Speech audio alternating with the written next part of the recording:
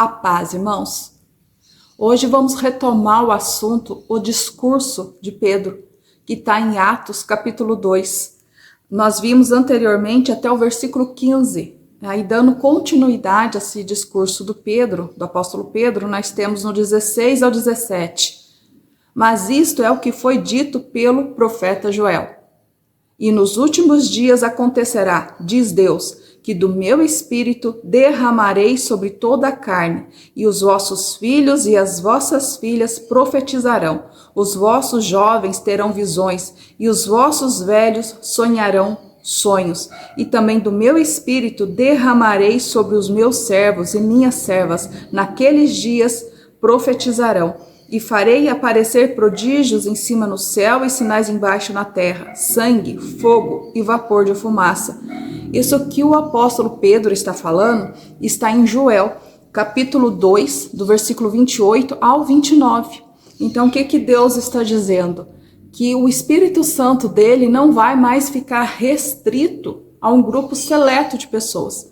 Porque no Antigo Testamento, eram alguns profetas, alguns reis que tinham o Espírito Santo, não era todo mundo. Mas após Jesus Cristo, todos nós que aceitamos a nosso Senhor Jesus Cristo, agora temos o Espírito Santo em nós. Só que temos numa certa medida. E aqui o que o nosso Senhor está falando? Que vai chegar um momento em que ele vai derramar em abundância o Espírito Santo dele. E nós, hoje, aguardamos isso com ansiedade. A gente quer isso para nós. E isso é importante para o mundo cristão. Por quê? Porque a gente, de tempos em tempos, se vocês forem no decorrer da história, primeiro começou com o Pentecostes, né? O derramar do Espírito Santo, que foi enorme, foi gigantesco. Depois tivemos algumas situações em Atos, até marquei aqui, Atos, capítulo 10, versículo 44. Atos 10, 44. E, dizendo Pedro ainda estas palavras, caiu o Espírito Santo sobre todos os que ouviam a palavra. Isso aqui é a história do centurião Cornélio. Então, depois de Pentecoste, que teve a abundância do Espírito naquele grupo, aí foi sendo derramado porções em alguns grupos do Espírito Santo. E isso continuou até os nossos dias. Então, se a gente for olhar um passado mais recente, nós tivemos alguns avivamentos, que até anotei aqui, ó. Por exemplo, nós tivemos um que foi assim, um grande destaque, foi a da Rua Azusa, que foi em 1906, e foi conduzida pelo irmão Seymour, que era filho de ex-escravos. Então, aqui foi um marco do avivamento pentecostal, que deu origem a várias igrejas pentecostais. Então, ou seja, não terminou em Pentecoste o derramamento do Espírito Santo. E lá, Pedro já anunciou que nós teríamos um derramar ainda para os últimos dias. E esse avivamento da Rua Azusa, ele foi marcado por dons de línguas, curas, santidade e humildade. E o Seymour, que é interessante, se um dia vocês tiverem a oportunidade, lê o livro do avivamento da Rua Azusa.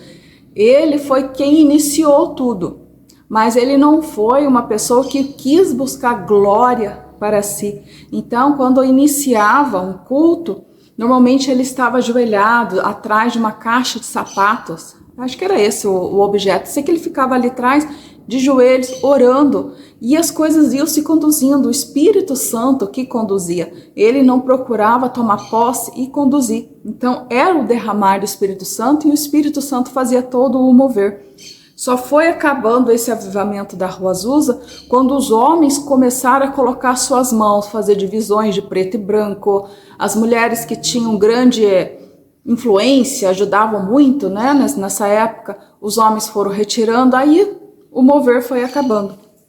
E nós também tivemos um que se destacou bastante, foi um com Evan Robert, lá no País de Gales. Só que esse, a gente pode dizer que esse no País de Gales, ele influenciou a Rua Azusa. Então ali foi tipo uma fagulha do avivamento. E a Rua Azusa foi o fogo que pegou. Então isso aí foi um dos avivamentos assim que mais se destacaram na história após o Pentecoste. Mas se a gente for pesquisar no decorrer da história, sempre tivemos alguns avivamentos. Teve outro com John Wesley, né? E mais o seu irmão. Então sempre foi tendo avivamento na história. Por quê? Porque se não houver um avivamento, a igreja morre. O povo vai se esfriando, vai passando geração para geração, as pessoas não cumprem o que está em Deuteronômio, que é os pais passarem para os filhos a sua fé, explicar a glória de Deus. As pessoas não ficam lembrando, trazendo à memória aquilo que Deus fez, aquilo que Deus ensinou, não passa isso para frente. Isso vai morrendo de geração para geração. Então, se não tiver o derramar do Espírito Santo, a igreja morre. E Deus jamais iria permitir que tal coisa acontecesse. E nós temos, inclusive, o povo assim está esperando, o povo está ansioso para que algumas profecias se cumpram. Então nós temos algumas profecias para se cumprirem para a nossa época. Porque em 1906, quando teve o avivamento da Rua Azusa, lá teve uma profecia dizendo que após 100 anos teria um outro derramar do Espírito Santo que seria muito maior. E nós temos vários profetas do Senhor, acho que começou lá para 1936, uma coisa assim, não me recordo. Sei que foi indo e vários anos depois, vários e vários profetas foram falando sobre as futuras profecias, né? Na verdade, as próximas profecias a se cumprirem. E essas profecias de avivamento começa no Brasil. O grande avivamento iria começar no Brasil, que ia ter um derramar do Espírito Santo tão grande no Brasil que nossos jovens iriam sair pelo mundo para levar o nome de Jesus Cristo. Aqui seria não ser apenas celeiro do pão físico, mas nós seríamos o celeiro do pão espiritual. E a gente aguarda isso com ansiedade. Eu já vi testemunho de jovens americanos vindo morar ao Brasil porque está aguardando as profecias sobre o Brasil se cumprirem. E infelizmente muitos brasileiros estão dormindo. Não percebe a proximidade, porque a gente pode perceber que o avivamento vem após quando começa muita frieza, muito esfriamento das pessoas. E nós estamos tendo isso. Está tendo muito esfriamento. As pessoas, muitas vão para a igreja, mas não tem aquele arrependimento. Mas o avivamento, para iniciar, teria que ter um arrependimento genuíno. Só que nós, por si mesmo, pelo menos no meu entender, pelo pouco que eu estou vendo, a gente não consegue ter aquele arrependimento grande, aquele arrependimento sincero. A gente até se arrepende tudo, mas aquele arrependimento doloroso, aquele que a gente sente na alma, parece que a gente não consegue. Por quê? Porque se a gente conseguisse de verdade, tal pecado que a gente cometeu, a gente não ia deslizar novamente nele. E infelizmente tem certos pecados, por exemplo, a ira, que assim a gente se arrepende, mas daqui a pouco tá tendo de novo. Então, se a gente tivesse aquele arrependimento mesmo, aquele de doer na alma, a gente conseguiria vencer a nossa ira. Então, a gente não passou por isso. E um avivamento precisa de arrependimento. Mas quem nos convence do pecado é o Espírito Santo. Então, hoje nós temos uma certa quantidade, estamos meio que limitados ainda com o Espírito Santo. Nós temos convívio com o Espírito Santo, mas não aquele convívio da época dos apóstolos, na época que teve na Rua Azusa. Está faltando isso ainda em nós. E a gente aguarda isso com ansiedade. Todos aqueles que esperam em Jesus Cristo aguardam com ansiedade esse derramar do Espírito Santo. E esse derramar gigantesco, grandioso, que a gente espera, em Joel diz que seria praticamente nos últimos, os últimos dias, mais ou menos no final. E a gente está aguardando que isso ocorra, porque vários profetas falaram que um pouco antes de Jesus Cristo voltar, esse avivamento iria acontecer. E esse derramamento do Espírito seria no Brasil. E a gente vê sinais de que Jesus Cristo está voltando. O amor se esfriou, como diz na palavra do Senhor. Quantos filhos estão matando, ofendendo, desrespeitando os pais e vice-versa? Amigos que você não pode mais confiar como sendo amigo porque está do teu lado e daqui a pouco tá tentando te matar. As pessoas estão tendo raiva uma da outra com facilidade, se agridem com facilidade, entram em redes sociais apenas com o prazer de poder ofender outras pessoas. Então a gente vê, tá nítido que o amor se esfriou. Guerras, rumores de guerras, é o que mais a gente está ouvindo.